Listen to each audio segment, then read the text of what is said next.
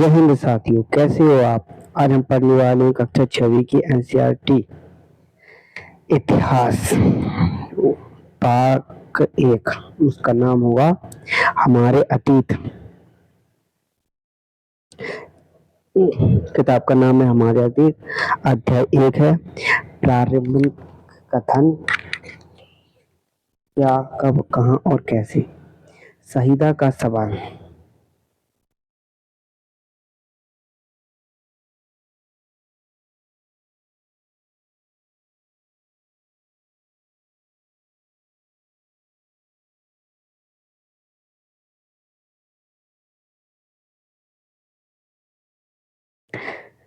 शहीदा एक लड़की है। शहीदा का सवाल। शहीदा बैठी अखबार पढ़ रही थी। अचानक उसकी निगाह एक सुर्खी पर पड़ी। 100 साल पहले वह सोचने लगी कि यह कोई कैसे जान सकता है कि इतने वर्षों पहले क्या हुआ होगा। शहीदा एक लड़की है। वह यह सोचने लगी कि आज से 100 साल पहले यह कोई कैसे जान सकता है क्या होगा। सोच के देखो, आज से कल तो आपने जिया है। आज से जैसे आपका जन्म 2006 का है, तो 2006 से पहले आप पैदा ही नहीं हुए, तो आप कैसे जान सकते हो कि क्या होगा। वही वह सोचने लगी कि जब कोई था ही नहीं तो कैसे जान सकते हो उस टाइम क्या होगा। चलो आगे बढ़ते हैं। कैसे पता लगाएं। यह जानने के लिए कि कल यह जानने के लिए कि जानने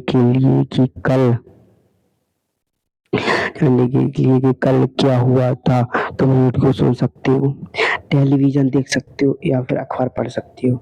हाँ, कल क्या हुआ इसके लिए तुम रेडियो, टेलीविजन, अखबार पढ़ सकते हो। साथ ही यह जान ले कि पिछले साल क्या हुआ। तुम ऐसी ही किसी व्यक्ति से बात कर सकते हो जो उस समय की स्मृति हो। किसी बुजुर्ग जो अपन से बड़े हैं उनसे तुम बात कर सकते हो कि पिछले साल या जो मतलब उस टाइम पे थे, उस टाइम क्या हुआ था।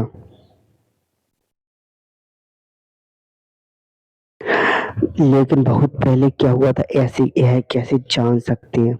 सोचने वाली बात है कि बहुत टाइम पहले क्या हुआ था, यह कैसे जान सकते हैं। अतीत के बारे में हमें क्या जान सकते हैं। हम अतीत के बारे में क्या जान सकते हैं। सोचो, अतीत के बारे में अतीत के बारे में बहुत जाना जा सकता है। जैसे लोग क्या खाते थे, कैसे कपड़े पहनते थे, किस तरह के घरों में रहते थे। हम आर्किटेक्टों, शिकारियों, पशुपालकों, कृषकों, शासकों, व्यापारियों, पुरोहितों, शिल्पकारों, कलाकारों, संगीतकारों या फिर वैज्ञानिकों के जीवन के बारे में जानकारियां हासिल कर सकते हैं। यही नहीं, हम यह भी पता लगा सकते हैं कि उस समय बच्चे कौन से खेल खेलते थे, कौन सी कहानियां सुना करते थे और कौन सी नाटक देखा करते थे या फिर कौन कौन से गीत गाते थे। लोग कहाँ रहते थे। मानचित्र 1 पृष्ठ 2 की नर्मदा नदी का पता लगाओ। तो मानचित्र कहाँ है, इसमें नर्मदा नदी का पता लगाओ। तो आप अपनी बुक में जो है उसमें देख ले नर्मदा नदी कहाँ है। मैंने तो आपको मानचित्र दिखा दिया। वैसे नर्मदा ये यमुना है, जब नर्मदा नदी जी रही अपनी, नहीं बताता हूँ। नर्मदा नदी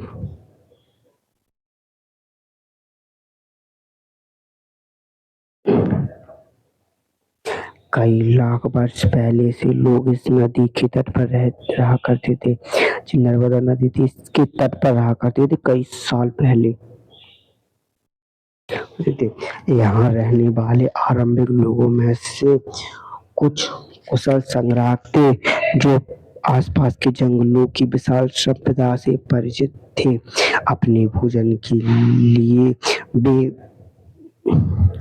जड़ों, फलों, जंगल के अन्य उत्पादों का यहीं से संग्रह किया करते थे।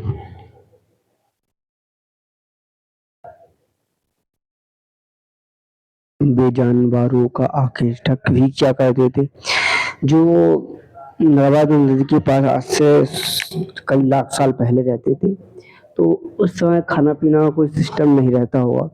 तो यह लोग जंगलों की विशाल परिचित थे, सब विशाल संपदा से परिचित हो गए थे और रहते हुए वहाँ पे और जंगलों से जड़ें, फल-फूल भी खाते थे और शिकार भी करते थे, जिससे उनकी जीवनचर्या चलती होगी।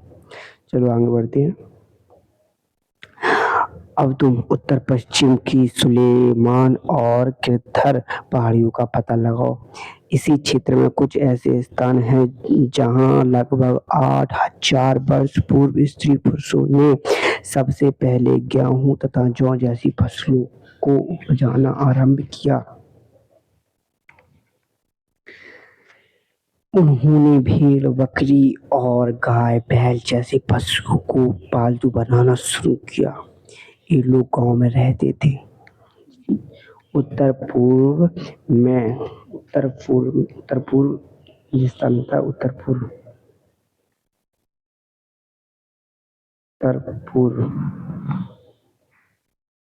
ये है उत्तर और ये है पूर्व, ये उत्तर-पूर्वी ये स्थान है।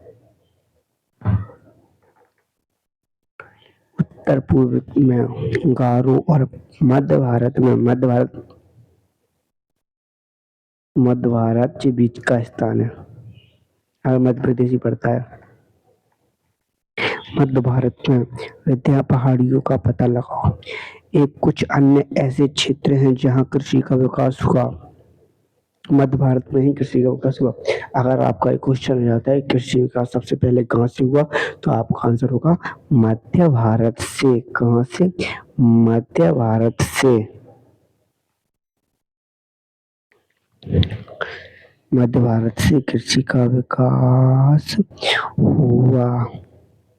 मध्य भारत में विंध्याचल का पहाड़ी का कुछ अन्य ऐसे क्षेत्र थे जहाँ कृषि का विकास हुआ, जहाँ सबसे पहले चावल उगाए गए।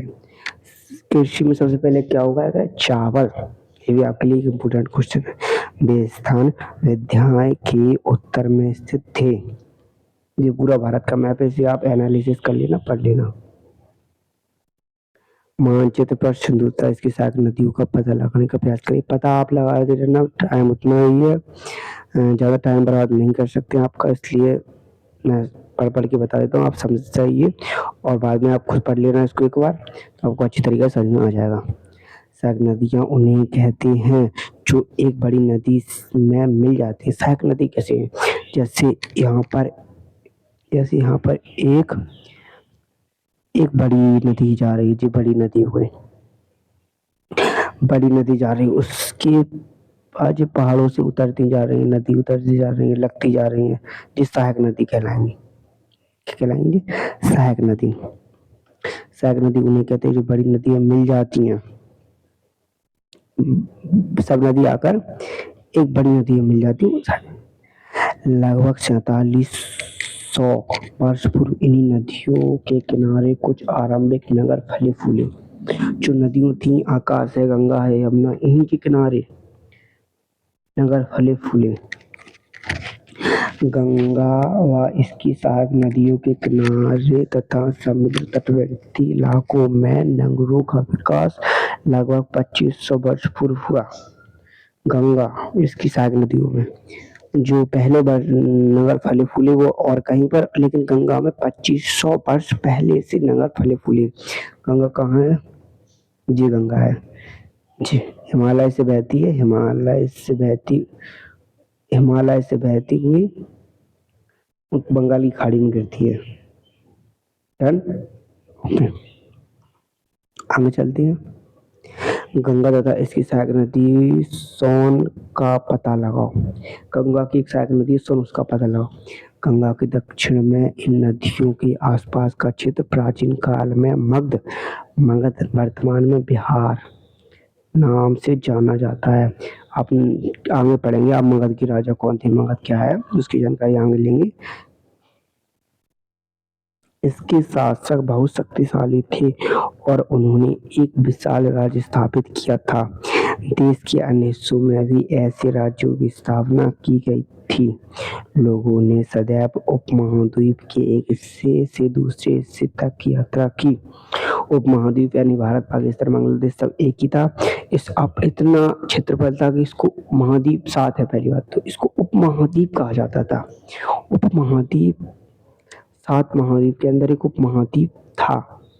सोचो कितनी जनसंख्या, मतलब कितना क्षेत्रफल था पहले के टाइम पे। महाद्वीप से दूसरे हिस्से तक यात्रा की। लोगों ने सदैव, पहले ही मतलब जब गाड़ियाँ, ट्रेन वगैरह वगैरह नहीं चलती तब भी लोगों ने उपमहाद्वीप की एक हिस्से से इस साइड से इस साइड, एक साइड से दूसरी साइड यात्राएं की, सफल यात्राएं की। कभी कभी हिमालय जैसी ऊंची पहाड़ियों, रेगिस्तान, नदियों तथा समुद्र के कारण यात्रा जोखिम भरी होती थी। फिर भी ये यात्रा उनके लिए असंभव नहीं थी। अतः कभी लोग काम की तलाश में तो कभी प्राकृतिक आपदाओं के कारण एक स्थान से दूसरे स्थान जाया करते थे।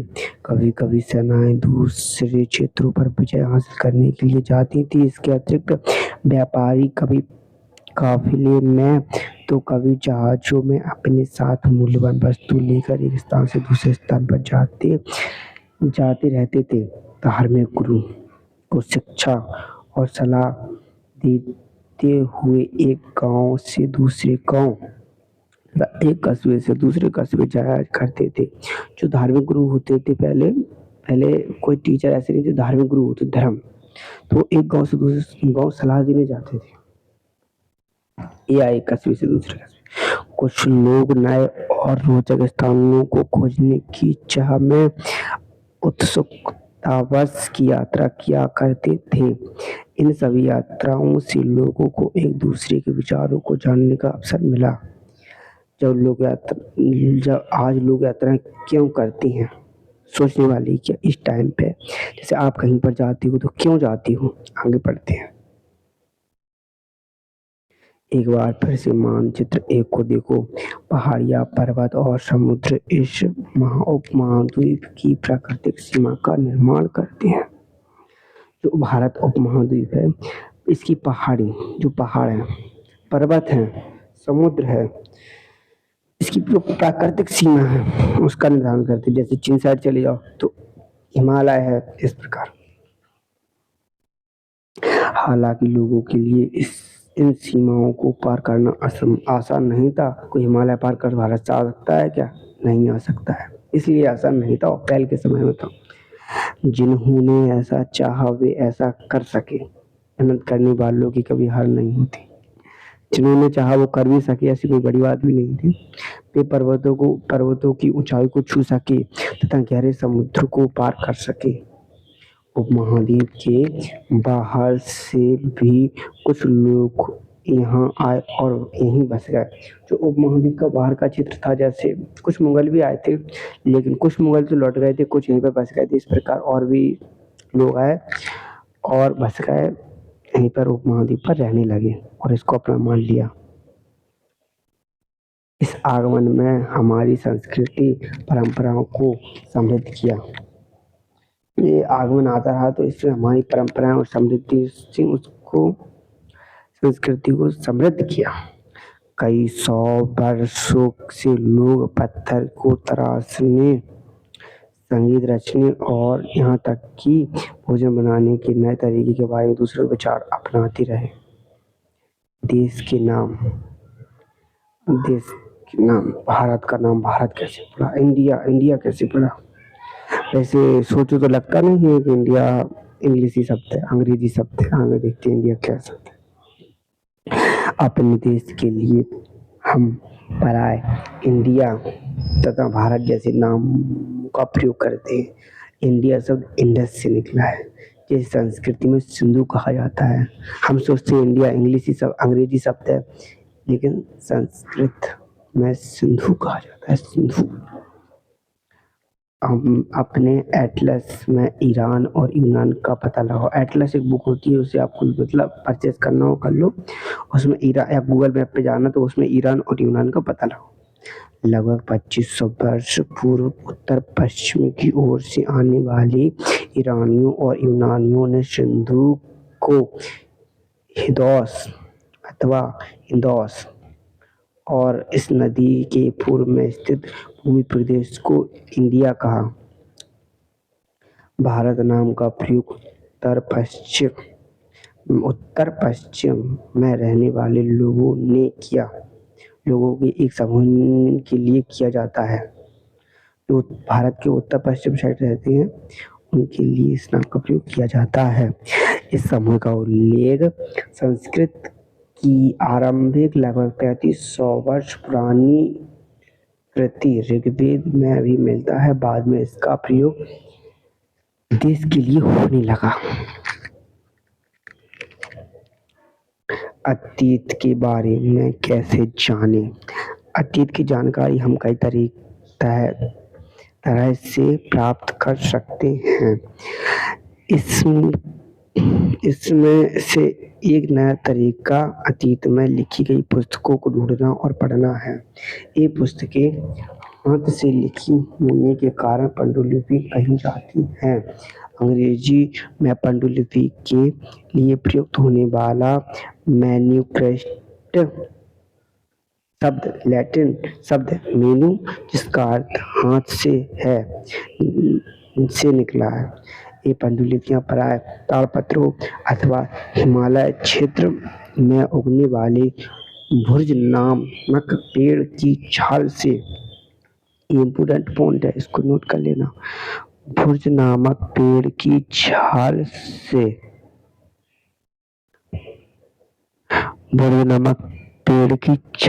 से विशेष तरीके से तैयार भोजपत्र में लिखी मिलती हैं। आगे बढ़ते ए है पांडुलिपियां। ये लिखी जाती थी पहले, कौन सी भाषा है पता नहीं, लेकिन लिखी जाती थी। इतने वर्षों में इनमें से कई पांडुलिपियों को कीड़ों ने खा लिया तथा कुछ नष्ट कर दी गई। फिर भी ऐसी कई पांडुलिपियां आज भी उपलब्ध हैं। ये पांडुलिपियां मंदिरों और विहारों से प्राप्त होती हैं। इन पुस्तकों में धार्मिक मान्यताओं, व्यवहारों, राजाओं के जीवन, औषधि तथा विज्ञान आदि सभी प्रकार के विषयों की चर्चा मिलती है। इसके अतिरिक्त हमारे यहाँ महाकाव्य, कविताएं तथा नाटक भी हैं। इनमें से कई संस्कृत में लिखे हुए मिलते हैं, जबकि अन्य प्राकृतिक और तमिल में हैं। प्राकृतिक भाषा का प्रयोग आम लोग करते थे। हम अभिलेखों का भी अध्ययन कर सकते हैं। ऐसे लेख पत्थर अथवा धातु जैसी अपेक्षाकृत कठोर सतहों पर उत्कीर्ण किए गए मिलते हैं। कभी कभी शासक अथवा अन्य लोग अपने आदेशों को इस तरह उत्कीर्ण करवाते थे ताकि लोग उन्हें देख सकें, पढ़ सकें तथा उनका पालन कर सकें। कुछ अन्य प्रकार के अभिलेख भी मिलते हैं जिनमें राजाओं तथा रानियों सहित अन्य स्त्री पुरुषों ने भी अपने कार्यों के विवरण उत्कीर्ण करवाए हैं। उदाहरण के लिए पराय शासक लड़ाइयों में अर्जित विजयों का लेखा जोखा रखा करते थे। क्या तुम बता सकती हो कि कठोर सतह पर लेख लिखवाने के क्या लाभ थे? जो कठोर सतह पर लेख लिखवाते उसके क्या लाभ थे? सोचो, कठोर सतह पर लेख लिखवाते जल्दी कम टाइम में डलते नहीं होंगे, ऐसा कुछ होता हो। ऐसे करवाने में क्या कठिनाई आती थी? कठिनाई तो फिर पत्थर पे लिखेंगे तो कठिनाई तो आएगी, लिख नहीं पाते होंगे सही तरीके से। सोचा करो, इससे क्या है, आपका माइंड विकसित होता है। इसके अतिरिक्त अन्य कई वस्तुएं अतीत में बनी और प्रयोग में लाई जाती थी। ऐसी वस्तुओं का अध्ययन करने वाले व्यक्ति पुरातात्विक कहलाते हैं। मोस्ट इम्पोर्टेंट पॉइंट, इसे नोट कर लो। पुरातात्विक किसे कहते हैं?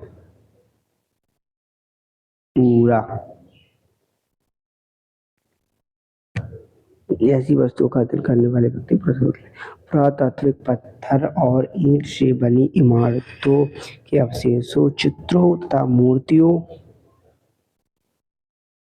ये कुछ पुराने जमाने में मिले मटके का अध्ययन करते हैं। वे औजारों, हथियारों, बर्तनों, आभूषणों तथा सिक्कों की प्राप्ति के लिए छानबीन तथा खुदाई भी करते हैं। इनमें से कुछ वस्तुएं पत्थर, पक्की मिट्टी तथा धातु की बनी हो सकती हैं। ऐसे तत्व कठोर तथा जल्दी नष्ट न होने वाले होते हैं। पुरातात्विक जानवरों, चिड़ियों तथा मछलियों की हड्डियां ढूंढते हैं। इससे उन्हें यह जानने में भी मदद मिलती है कि अतीत में लोग क्या खाते थे। वनस्पतियों के अवशेष बहुत मुश्किल से बच पाते हैं। यदि अन्न के दाने अथवा लकड़ी के टुकड़े जल जाते हैं तो वे जले हुए रूप में बचे रहते हैं। क्या पुरातत्वविदों को बहुधा कपड़े के अवशेष मिलते होंगे? सोचो, कपड़े के अवशेष मिलते होंगे क्या पुरातत्वविदों को? पांडुलिपियां, अभिलेख तथा पुरातत्व के ज्ञात जानकारियों के लिए इतिहासकार पर्याय स्रोत शब्द का प्रयोग करते हैं। स्रोत इतिहासकार उन्हें कहते हैं जो अतीत का अध्ययन करते हैं। नोटेट बहुत इम्पोर्टेंट है। जो इतिहासकार किसे कहते हैं? इतिहासकार उन्हें कहते हैं जो अतीत का अध्ययन करते हैं। स्रोत के प्राप्त होते ही अतीत के बारे में पढ़ना बहुत रोचक हो जाता है, क्योंकि इन स्रोतों की सहायता से हम धीरे धीरे अतीत का पुनर्निर्माण करते जाते हैं। अतः इतिहासकार तथा पुरातत्वविद उन जासूसों की तरह हैं जो इन सभी स्रोतों का प्रयोग सुराग के रूप में कर अतीत को जानने का प्रयास करते हैं। अतीत एक है या अनेक है? क्या तुमने इस पुस्तक के शीर्षक हमारे अतीत पर ध्यान दिया क्या तुमने? यहाँ अतीत शब्द का प्रयोग बहुवचन के रूप में किया गया है। एक वचन, द्विवचन, बहुवचन और बहुत सारे। ऐसा इस तथ्य की ओर ध्यान दिलाने के लिए किया गया है कि अलग अलग समूह के लोगों के लिए इस अतीत के अलग अलग मायने थे। उदाहरण के लिए पशुपालकों अथवा कृषकों का जीवन राजाओं तथा रानियों के जीवन से तथा व्यापारियों तथा शिल्पकारों के जीवन से बहुत भिन्न था। जैसा कि हम आज भी देखते हैं, उस समय भी देश के अलग अलग हिस्सों में लोग अलग अलग व्यवहारों और रीति रिवाजों का पालन करते थे। उदाहरण के लिए आज अंडमान द्वीप अधिकांश लोग अपना भोजन मछलियां पकड़कर शिकार करके तथा फल फूल के संग्रह द्वारा प्राप्त करते हैं। इसके विपरीत शहरों में रहने वाले लोग खाद्य आपूर्ति के लिए अन्य व्यापारियों पर निर्भर करते हैं। इस तरह के भेद अतीत में भी विद्यमान थे। इसके अतिरिक्त एक अन्य तरह का भेद है, उस समय शासक अपनी विजयों का लेखा जोखा रखते थे। यही कारण है कि उन शासकों तथा उनके द्वारा लड़ी जाने वाली लड़ाइयों के बारे में काफी कुछ जानते हैं, जबकि शिकारी, मछुआरे, संग्राहक, कृषक और पशुपालक जैसे आम आदमी पर अपने कार्यों का लेखा जोखा नहीं रखते थे। पुरातत्व की सहायता से हमें उनके जीवन जानने में मदद मिलती है, हालांकि अभी इनके बारे में बहुत कुछ जानना शेष है। तिथियों का मतलब। अगर कोई तुमसे तिथि के विषय में पूछे तो तुम शायद उस दिन की तारीख, माह, वर्ष जैसे कि 2000 या इसी तरह का कोई और वर्ष बताओ।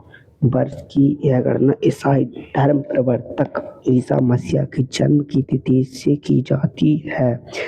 अतः 2000 वर्ष कहने का तात्पर्य ईसा मसीह के जन्म 2000 वर्ष के बाद से है। ईसा मसीह के जन्म के पूर्व की सभी तिथियां ईसा के पहले के रूप में जानी जाती हैं। इस पुस्तक में हम 2000 को अपना आरंभिक बिंदु मानते हुए वर्तमान से पूर्व तिथियों का उल्लेख करेंगे। इतिहासकार और तिथियां क्या पढ़ लेना, जो पूरा बॉक्स इम्पोर्टेंट है, इम्पोर्टेंट बॉक्स पूरा आप पढ़ लेना अपनी बुक से। चलो आगे चलते हैं। तो धन्यवाद साथियों, कक्षा 6वीं अध्याय 1 आपका आज समाप्त होता है। अगर आपको कुछ समझ में नहीं आया हो तो वीडियो दोबारा देख सकते हो। आप सोचो कि अगर आप सोच रहे हो कि हमारा टाइम बर्बाद हो रहा है, तो आप सोचो जो खेल रहे हैं, समय बर्बाद कर रहे हैं, उनसे तो आप बेस्ट ही हो। कुछ तो आपको समझ में आया इसमें, और अगर आपको समझ में नहीं आया हो तो आप वीडियो दोबारा देखें। धन्यवाद, जय हिंद।